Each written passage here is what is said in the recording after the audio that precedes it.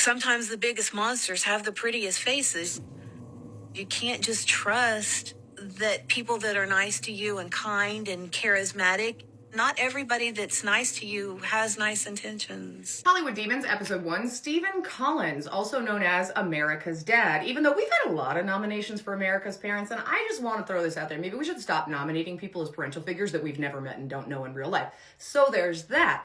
But this is a series that is on Max, and it is run by Investigation Discovery, and it kind of delves into a lot of these characters in Hollywood that were put on a pedestal that they definitely should not have been on. Before we even get started, a couple things. You will not be hearing me say allegedly, because he has admitted these things several times. He was recorded admitting it.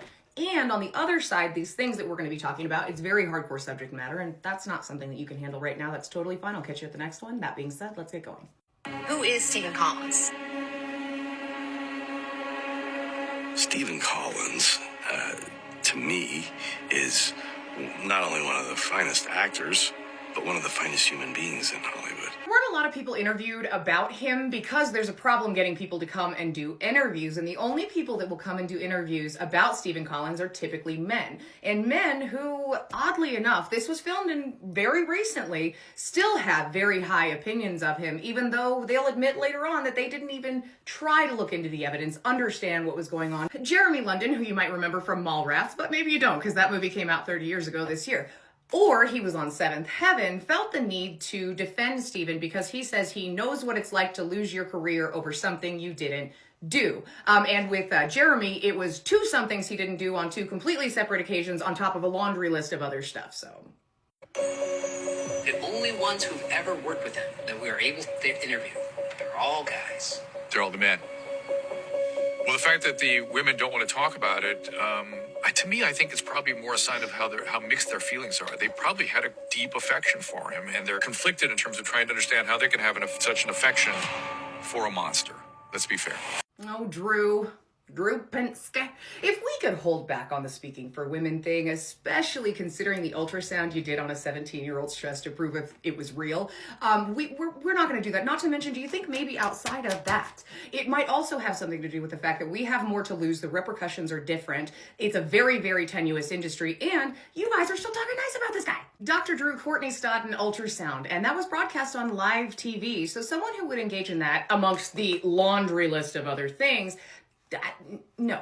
But he did get a couple things right in this, because even broken clocks are right twice a day, so I will be cutting him out quite a bit, but we'll include a little. I found that very interesting because the only people who are willing to say anything on behalf of this man are other men that he worked with, not a woman in sight. And the women in this documentary who are speaking out against him, one of them is someone that he came after. But how did he get himself to this level of fame? So the first big one, not necessarily the one that put him on the map, but the first big one he credits to starting to get more roles was Star Trek, the motion picture. Then he moved on to another movie, The Promise, a movie about a corporate heir whose mother has decided to pay for the plastic surgery of a disfigured person on one condition. Apparently it was a big one, I've never seen it, but damn.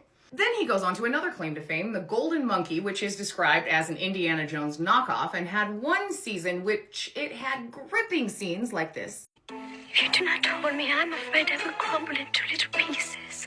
When men write women, because he had specifically requested to have a love interest on the show, and I think he probably did that because their first scene together was completely inappropriate. However, that is Faye, who ended up being his wife, but is responsible for the reason that everyone finally found out what happened because she recorded him admitting everything he did. Grabs her, and I looked at Steve. This was not acting. He got a look on his face. It's the first time they hugged, first time they got that close. And he kind of started shaking a little. And cut.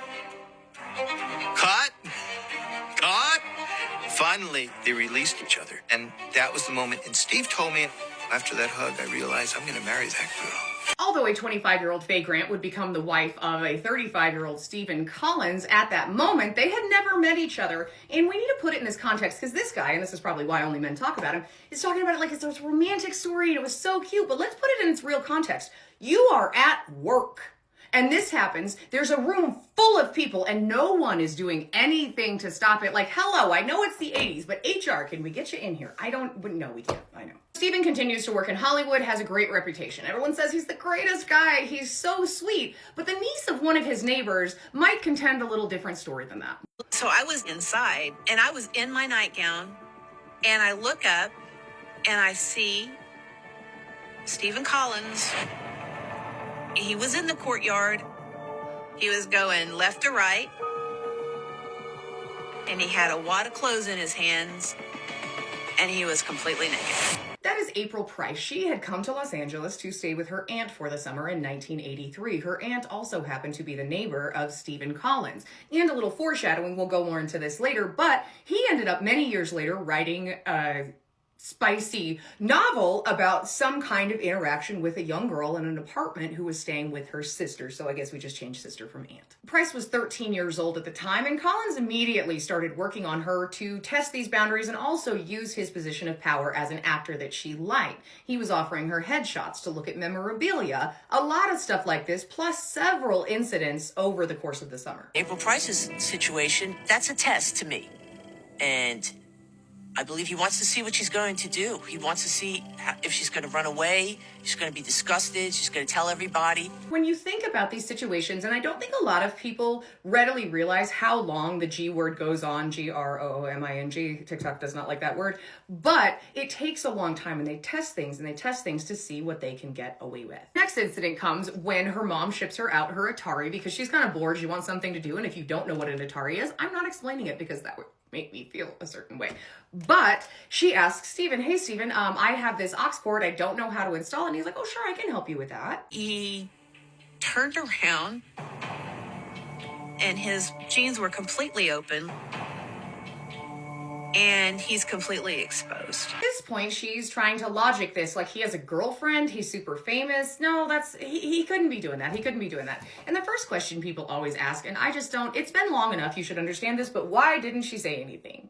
I never said anything, first of all, because we all know I wouldn't have been believed. She understood the position she was in. This was a famous guy who, even to this day, he admitted what he did. It's on tape. He's done an interview about it with Katie Couric. All that stuff. There's people who still defend him. So she knew no one was going to believe her. Not to mention she had been in a situation like that when she was younger and no one believed her then. In the next part, we're going to start going into his slow ascent into seventh heaven. But in between seventh heaven and all of this stuff that was going on in the 80s, he wrote some rather concerning novels and played some really concerning characters. I will see you there, and I hope you have a good day.